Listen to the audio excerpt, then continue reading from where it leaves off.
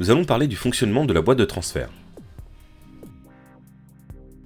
Beaucoup de personnes se trompent sur le fonctionnement de la boîte de transfert sur le Lada Niva, car celui-ci est un 4 roues motrices permanent. Je vais vous expliquer comment fonctionnent ces deux leviers. Nous avons 3 leviers. Le premier sert à choisir boîte courte, boîte longue. Le second, blocage central. Et le plus grand, bien sûr, le levier de vitesse. Penchons-nous sur le premier levier. Celui-ci permet de choisir entre boîte longue et boîte courte. Il existe 3 positions. La première, dirigée vers l'arrière, est la boîte longue. Au centre, le point mort. Et en haut, la boîte courte. Cette position vous permet de rouler tous les jours avec votre véhicule. C'est ce qu'on appelle la boîte longue.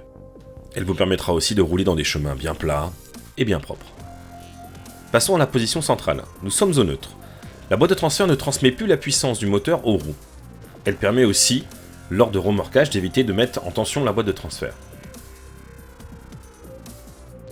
Passons à la position courte. Cette position est dite courte car nous démultiplions la puissance qui sort de la boîte de vitesse, donc nous passons en vitesse courte. Ce mode sera utile lorsque nous partons en mode tout-terrain dans les chemins et forêts de nos régions. Il permettra aussi, lors de cas exceptionnels, de tracter de fortes charges sur de courtes distances. Passons au second levier, le plus petit. Celui-ci est le blocage central. Il permet de bloquer le différentiel central de la boîte de transfert.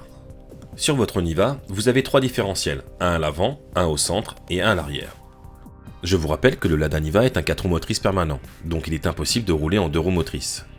Lorsque le levier est en position avant, vous avez votre différentiel central libre. Si une roue patine, toute la puissance passera dans celle-ci. Tirez le levier vers l'arrière et votre différentiel central sera bloqué, c'est-à-dire que vous aurez autant de puissance qui partira à l'avant et à l'arrière. Prenons un exemple, vous êtes en position courte et votre blocage central n'est pas actif. Vous avez une roue qui patine. Vous bloquez les roues avec les freins et ensuite vous tirez sur le levier du blocage central. Maintenant, votre puissance est répartie autant à l'avant qu'à l'arrière, ce qui permet de récupérer de la motricité afin de continuer votre chemin. Un petit conseil, lorsque vous voyez un passage difficile, n'attendez pas d'être bloqué pour mettre le blocage central. Mettez-vous en courte et bloquez tout de suite votre centrale. Dernier point très important, ne jamais utiliser le blocage central sur la route. Votre boîte de transfert en souffrirait. Maintenant, vous savez utiliser correctement votre boîte de transfert sur votre Lada Niva.